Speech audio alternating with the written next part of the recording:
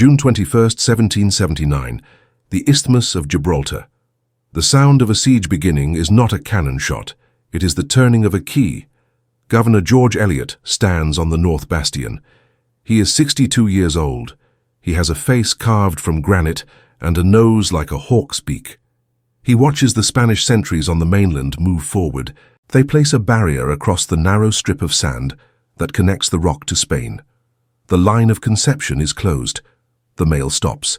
The fresh vegetables stop. The world stops. Eliott turns to his aide. "So," he says, his voice dry, "it begins. The geography of a prison. Imagine a prison cell. Now imagine that cell is a mountain, 400 feet high, sticking out of the sea. It is 3 miles long, 1 mile wide. To the north, the Spanish army digging trenches. To the south, the Mediterranean Sea. To the east and west, the French and Spanish Navies, forming a ring of steel. Inside this rock are 382 men, soldiers, wives, children, and they are trapped. Most generals would panic. They would count the food. They would count the gunpowder. They would send frantic letters to London.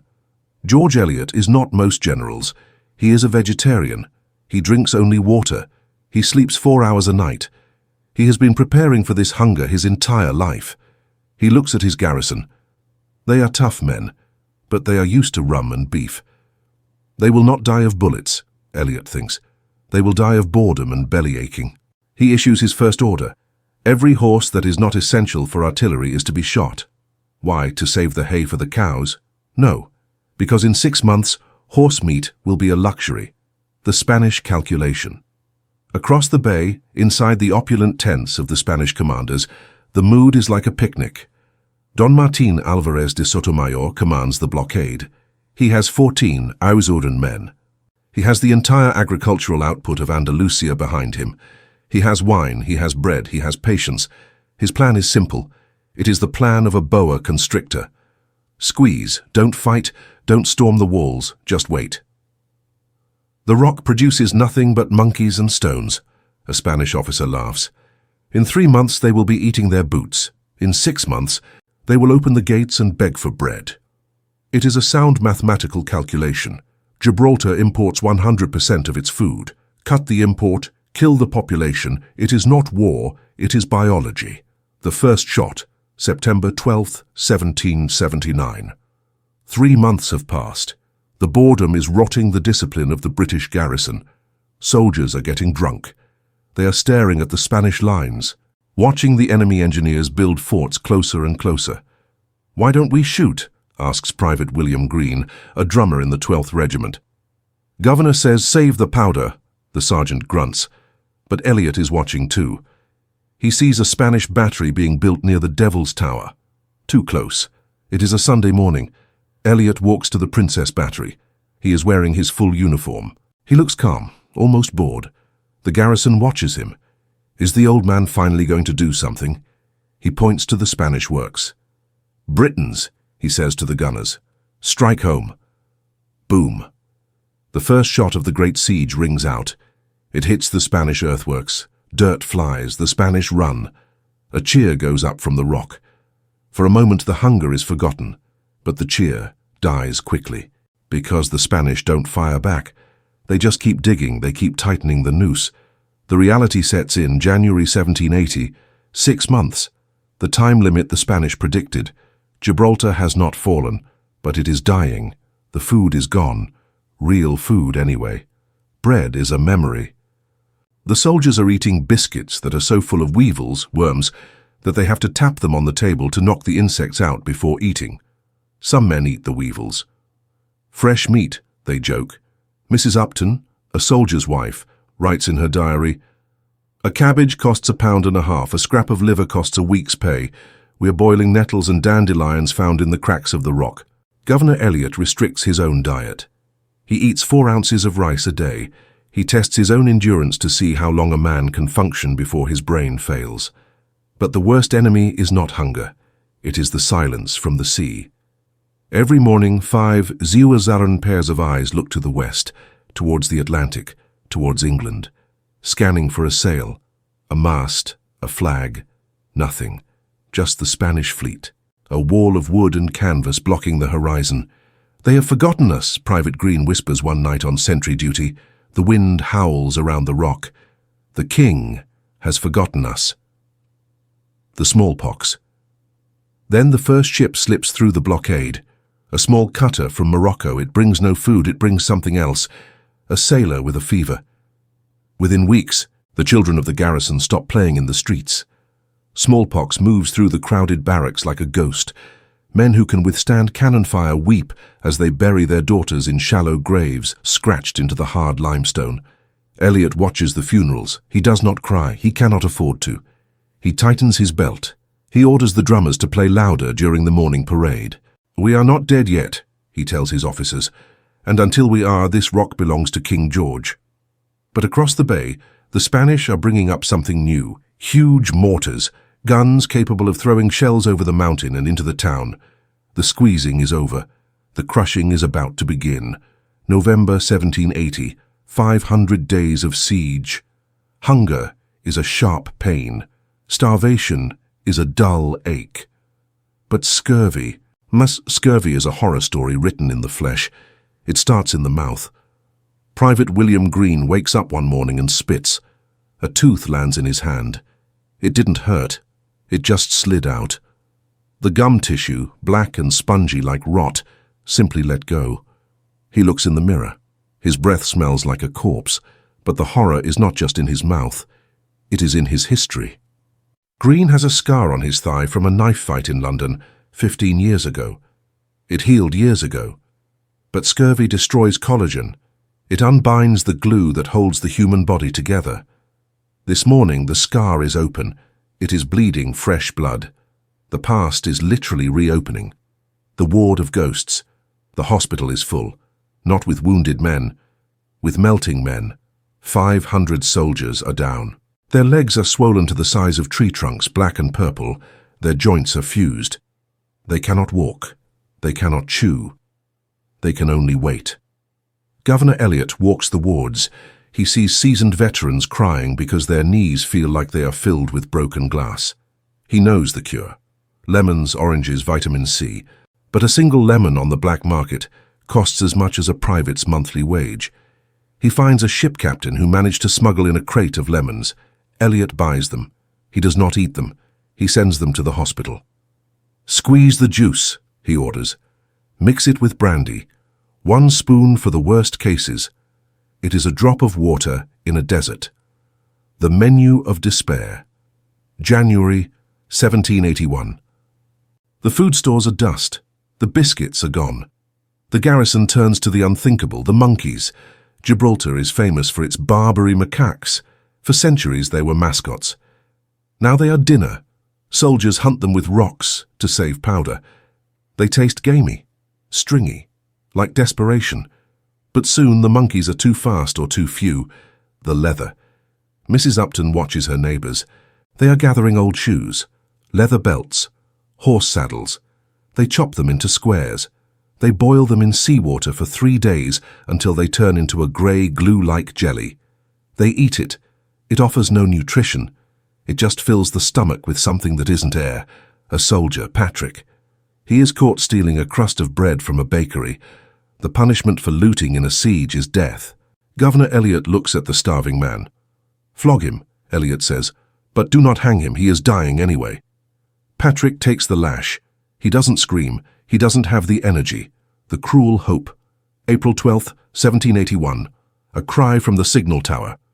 "Sail! Sails to the west!" The entire garrison rushes to the walls. Men crawl out of the hospital. On the horizon, a forest of masts. The Grand Fleet. Admiral Derby. 100 ships, supplies, food, powder, letters from home. The men cheer, they weep, they hug each other with skeletal arms. "We are saved! The siege is over!" They are wrong. The siege is just changing gears. Across the bay, the Spanish commander sees the British fleet. He realizes his starvation plan has failed. The constrictor snake has failed. So he decides to become a dragon. The fury of the Dons. 10:00 a.m. The British ships drop anchor. The Spanish batteries open their ports. Not 1 gun, not 10.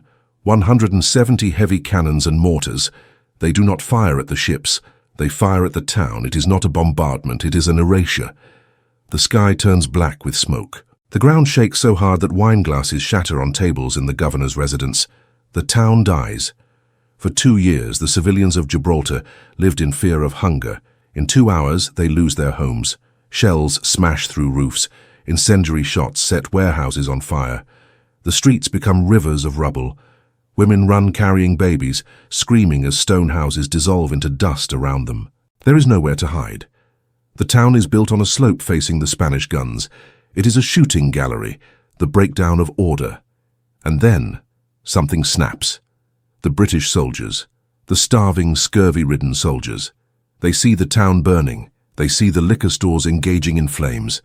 They see the rich merchants fleeing to the south. They don't help put out the fires. They loot. It is a madness born of relief and rage. The fleet is here, there is food, and the town is burning. Soldiers break into the burning wine cellars. They drag out barrels of rum. They drink amidst the explosions. Some are so drunk they pass out in the streets and are buried by falling masonry. Governor Eliott rides into the chaos. His horse dances over burning beams. He sees his men looting their own city. He draws his sword. "Get back to your posts," he roars, "or I will shoot you myself." He means it, but the town is gone. By nightfall, the civilian population of Gibraltar is homeless. They flee to the south, to the barren rocks of Europa Point. They live under canvas sheets, in caves, in holes dug in the ground. The Troglodytes, May 1781. The bombardment does not stop. The Spanish fire 100 rounds a day, every day for weeks. Gibraltar is no longer a fortress. It is a moonscape. The garrison goes underground. They become troglodytes. They live in the casemates, bomb-proof vaults inside the walls. It is dark. It is damp. The scurvy returns, but something else returns too. Anger. Private Green is cleaning his musket. His gums are still black, but his belly is full of Admiral Darby's salted beef. He listens to the Spanish shells hitting the rock above him. Thud, thud, thud. He looks at his sergeant. "They destroyed my house," Green says. "Aye." "They burned the letters from my wife." "Aye." Green rams a ball down the barrel. "When do we hit back?" Governor Eliott is thinking the same thing. He is looking at the Spanish lines through his telescope. They are getting closer. They are building something new, something massive. Giant wooden rafts. Floating batteries. They are preparing for the final assault. Eliott calls his artillery commander. "The Spanish like fire," Eliott says, watching the smoking ruins of his town. "Let us see how they like it when we cook the ocean." He orders the furnaces to be lit, not for baking bread, for baking cannonballs. The red-hot shot is coming. September 13th, 1782, the day of judgment. The sun rises over the Bay of Gibraltar, but it feels like the curtain rising on an opera. And in a way, it is. On the hills of Spain overlooking the bay, 80,000 spectators have gathered. Think about that. 80,000 civilians. Aristocrats from Madrid, ladies in silk dresses with parasols, gamblers, wine merchants. They have traveled for days to watch the show. They have come to see the British die. And the show looks promising. The combined might of the Bourbon dynasties is assembled on the water. 47 ships of the line, frigates, gunboats, bomb ketches, and the monsters, the 10 floating batteries. The unsinkable machines. Governor Eliott stands on the King's Bastion. He adjusts his telescope. He looks at the 10 dark shapes moving slowly towards his walls. They are ugly, boxy, massive. Designed by the French genius Jean-Le Michaux d'Arçon, they are the Death Stars of the 18th century. Their hulls are 7 feet thick, layers of green timber, cork, and sand. They have internal irrigation systems that pump seawater through the walls to stop fires. They carry 142 heavy cannons. They are, d'Arçon promised the King of Spain, invulnerable, incombustible, and unsinkable. They anchor perfectly, just 900 yards from the British walls. Close enough to see the faces of the gunners, too close to miss. 10:00 a.m., the duel. The Spanish admiral, Don Buenaventura Moreno, gives the signal on the flagship Pastora. 142 guns erupt. The rock shakes. Governor Eliott nods to his men. "Reply." The British batteries open fire. Solid iron cannonballs scream across the water. They hit the Pastora, thud. They hit the Tala Piedra, thud. Nothing happens. The balls don't shatter the wood. They don't penetrate, they bounce off. Or they bury themselves harmlessly in the wet sand inside the hull. The Spanish crews cheer. They laugh. They reload and fire again. They are hammering the British walls to dust. The unsinkable ships are working. Inside the British casemates, panic begins to rise. Private Green is sweating. "It's like throwing peas at a wall, sir," he yells. The British fire for 2 hours, 0 damage. Darson's genius is winning. The spectators on the hills pop corks on their wine. The end of the siege is hours away. Eliott looks at the piles of useless cold cannonballs.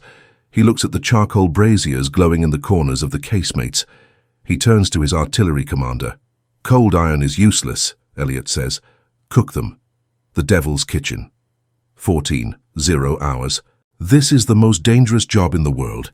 Heating a 32-pound iron ball until it is cherry red, 400 degrees Fahrenheit, then picking it up with giant tongs, then running with it across a crowded rampart where gunpowder is spilled on the floor, then lifting it to the muzzle of a cannon, then ramming it down against a wet wad of clay to stop it from exploding the charge instantly. If you trip, you die.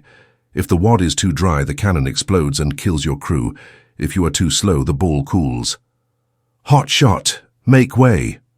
The cry goes up along the wall. Men run with glowing forceps. The smell of the British lines changes. It smells of sulphur, sweat, and burning iron. Boom! The first red-hot shot flies. It hits the Tala Piedra. It buries itself deep in the green timber. At first, nothing. The Spanish irrigation pumps water. Smoke rises, but no flame. The Spanish keep firing. 16, 0 hours. Eliott is worried. They have fired hundreds of hot potatoes. The floating batteries are scarred, smoking, but still fighting. The British walls are crumbling under the Spanish return fire. "Keep firing," Eliott orders, "until the guns melt." The smouldering. 19, 0 hours. Twilight. The sun goes down, and as the sky darkens, the truth reveals itself. On the hull of the Tala Piedra, a small orange glow appears, then another on the Pastora, then another. The unsinkable ships have a flaw. The red-hot balls didn't start fires on the surface. They burrowed deep inside the 7-foot walls. They dried out the wet wood. Then they ignited the cork. The fire has been spreading inside the walls for hours, invisible. Now it is breaking out. And because the fire is deep inside the timber, the water pumps can't reach it. The ships are burning from the inside out. The inferno. Midnight. The opera on the hills has turned into a horror show. The Pastora is a torch. The flames reach the rigging. The Spanish crews stop firing. They start screaming. The heat inside the floating batteries is unbearable. It is an oven. Men are jumping into the sea.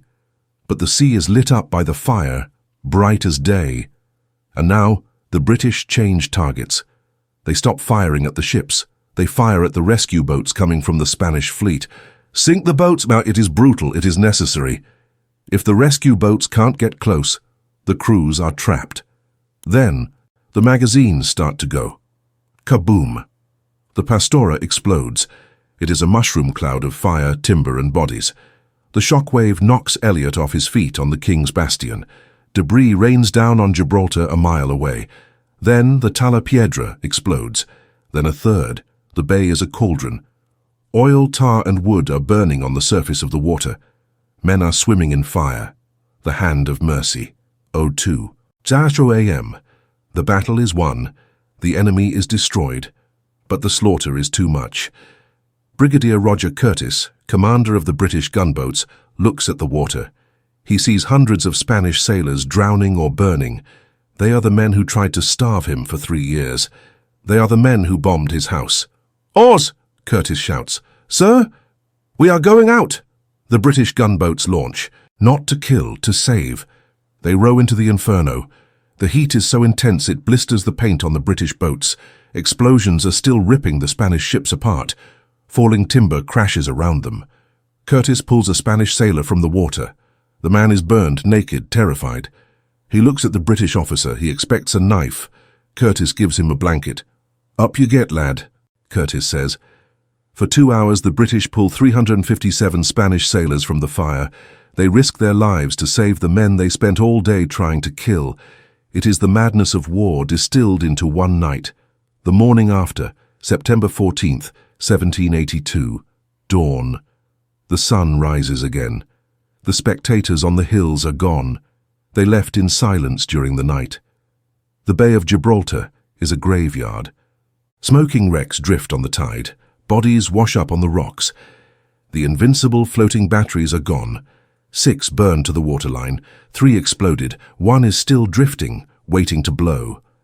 Governor Eliott walks down to the water's edge. He is covered in soot. His eyes are red from smoke. He meets Brigadier Curtis, who is stepping off his boat, his uniform stained with salt and Spanish blood. "The fleet?" Eliott asks. "Gone, sir," Curtis says. "They are turning back." Eliott looks at the horizon.